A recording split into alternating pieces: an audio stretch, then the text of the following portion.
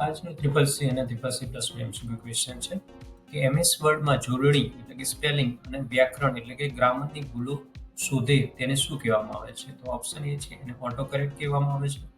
Option B spell check કહેવામાં આવે છે. ઓપ્શન સી મેલ મર્જ કહેવામાં આવે છે. Option D find and replace. તો જોડણી અને વ્યાકરણની જે ભૂલો શોધે છે એના માટે જે છે સ્પેલ ચેક છે. તો સ્પેલિંગ ચેક માટે શોર્ટકટ કી કઈ છે? F7 છે. એમએસ વર્ડમાં F7 દબાવવાથી spelling and grammar dialogue box ખુલે છે અને એમએસ વર્ડમાં આપમેળે દસ્તાવેજ જોડણી એટલે વ્યાકરણની ભૂલોનું સજેશન તમને આની અંદરથી આપે છે. એમાં કરેક્ટ, ઇગ્નોર અને એડ જેવા ડિક્શનરી એડ હોય છે. થિસોરસની અંદર શું હોય છે કે એનો અર્થ છે પર્યાયવાચક શબ્દો એટલે કે સિનોનિમ્સ, બરાબર?